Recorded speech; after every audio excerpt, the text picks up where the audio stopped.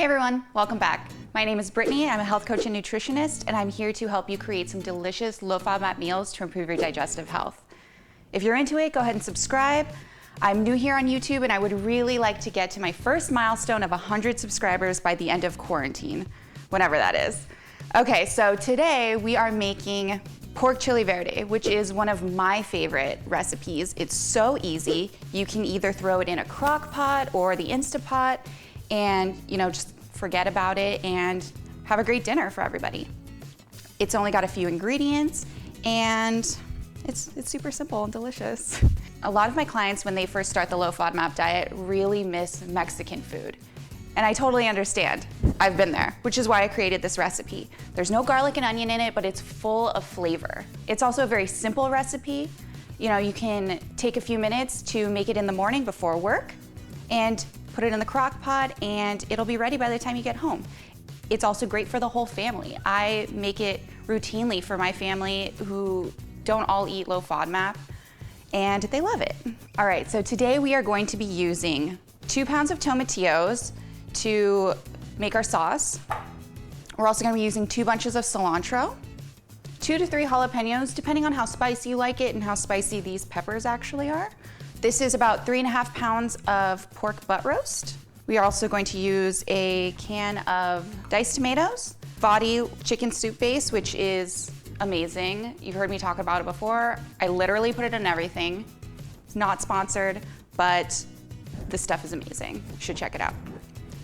We're also gonna be using cumin, some garlic oil, which I have another video on and I'll link it somewhere above, and just salt and pepper. So you can see how simple this recipe is, but it is still so full of flavor. All right, well, let's get started. So first we're going to be seasoning our pork butt roast. I don't typically measure, but I am very generous with the salt and pepper and the seasonings. It's a thick piece of meat. The thicker it is, the more salt and seasoning that you're gonna have to use.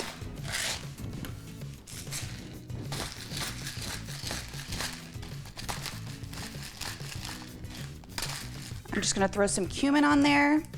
I don't typically measure, but I would say it's about maybe like half a tablespoon. I'm just gonna rub that in. Oh, it smells so good already. I love the smell of cumin and the taste of it. It's so good on meat.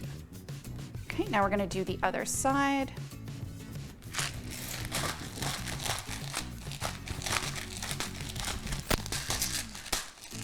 You wanna make sure you start with a dry roast.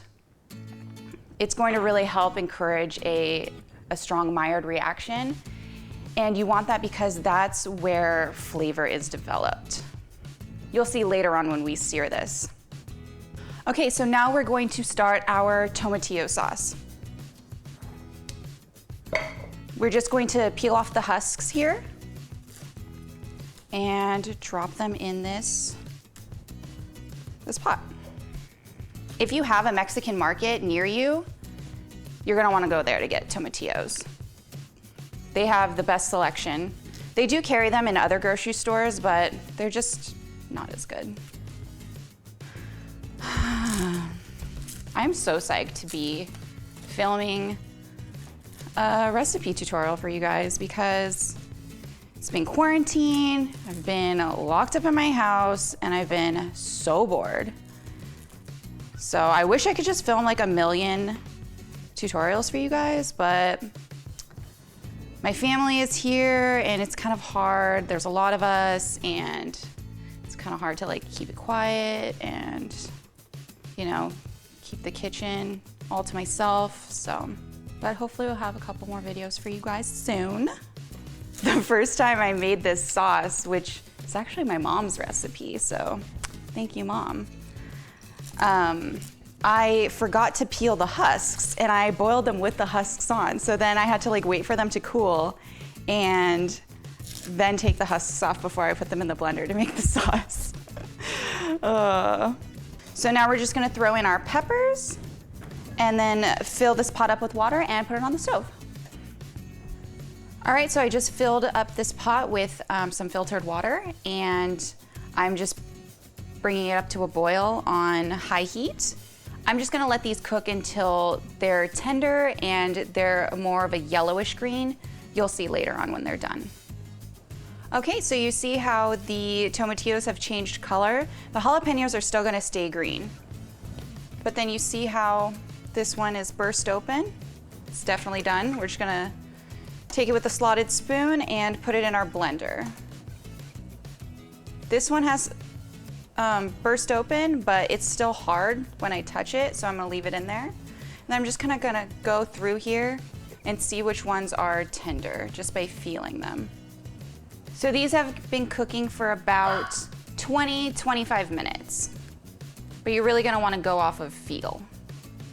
So you see the jalapeno looks a little bit less green on the side that's been in the water, so we're just gonna wanna flip those over. Okay, so it's been about 30 minutes now. We're almost done. We've taken out most of the tomatillos that are nice and tender. These ones are still a little bit hard, but I think they just might be underripe, and I think we're just not gonna use them. So we're just gonna pull out our jalapenos now and take them over to the cutting board, and then we're going to finish making our sauce. All right, so here we have our tomatillos that have been cooked. I didn't add any extra liquid. This is just liquid from the tomatillos leaching out, which is great, that's what you want. I didn't drain the liquid from the pot that we were boiling it in because they don't always leak out this much, and if you find your sauce to be a little too thick, you can always add a little bit more. I don't like to add too much liquid to mine because, like I've mentioned before, FODMAPs are water soluble. So even though tomatillos are low FODMAP, if you add water from the tomatillo water into the blender, you're gonna make your sauce higher FODMAP.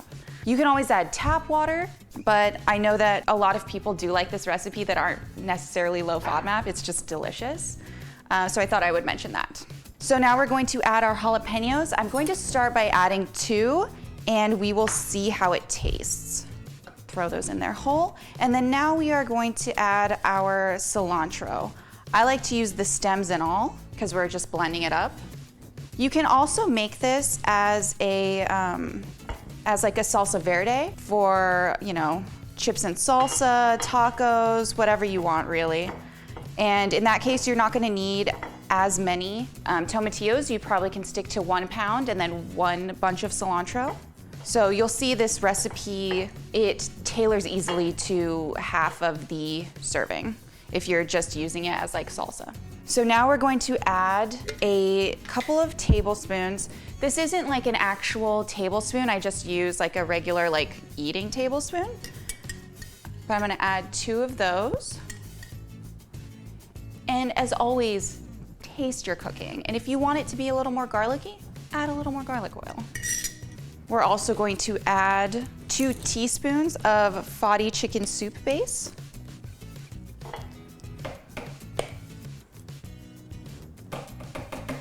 This has salt in it, so it's going to help salt our sauce. We're not adding any salt and pepper.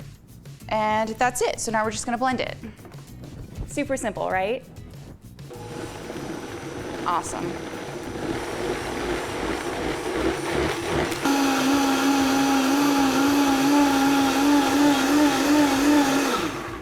So we just blended it for a minute or 2 until you see all of the cilantro chunks go away.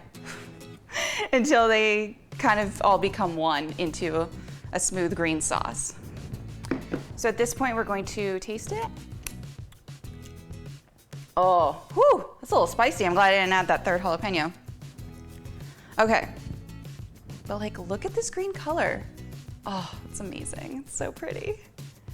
Okay, so now we are going to start on the pork roast. So now we're going to get our Instapot ready.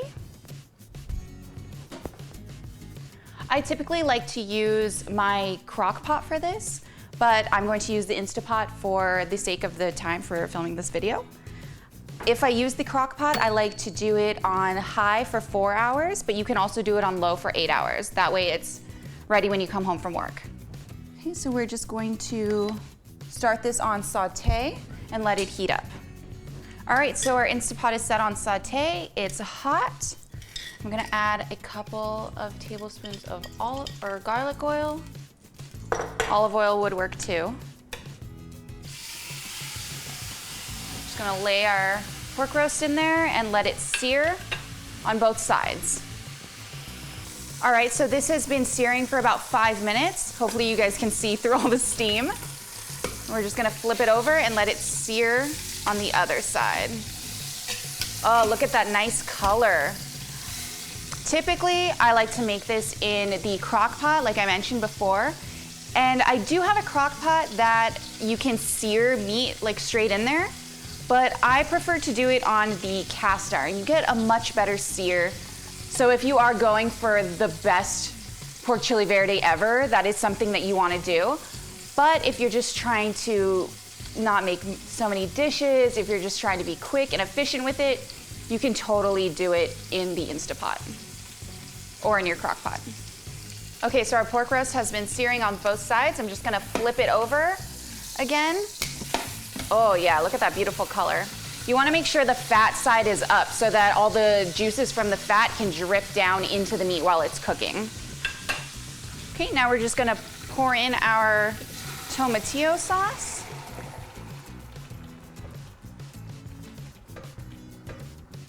And to that, we're going to add 1 can of diced tomatoes. If you like tomatoes, you can add 2 cans. Just give that a quick stir. And that's it. Okay, so our tomatillo sauce came out a little spicier than I would have liked. I like spicy, but my family doesn't. So I'm gonna add another can of tomatoes just to dilute it a little bit. That's the beauty of cooking. You get to make it however you like. So I'm just gonna stir those in really quick. And then, okay, now we're just going to set our Instapot to pressure cook, and I have it set for 53 minutes. We're just gonna wait for this to pressurize, and then it will cook on its own. That's one of the things to working with the Instapot and getting used to. While it says that it's much quicker in cooking things, like it is when you pressure cook, but you have to wait for it to pressurize, which can be tough to get used to. All right, our pork chili verde has been cooking for about 1.5 hours. I've depressurized it, and let's see what it looks like. It smells so good. Oh yeah. It's nice and fork tender. So I'm just going in here and shredding it with a fork. Okay, I'm just gonna plate this up with some Spanish rice.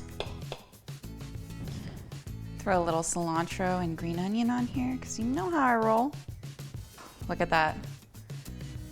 Pork chili verde, Spanish rice, low FODMAP. So good. All right, I'm just gonna take a little taste.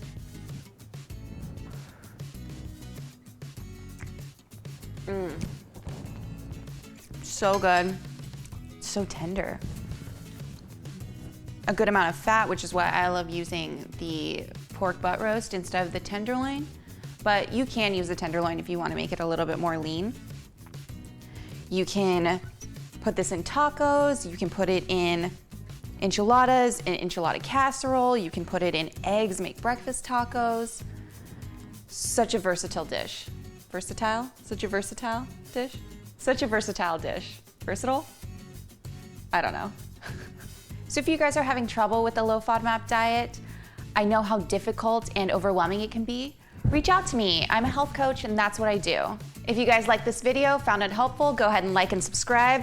I'm doing my best to put out a new video for you guys each week. It's been tough during quarantine to do that, but we are trying our best. Go ahead and follow me on Instagram. I post a lot of recipes that I don't necessarily make videos for. If you make this recipe, don't forget to tag me. I love seeing you guys make my recipes. All right, thanks for watching. See you next week.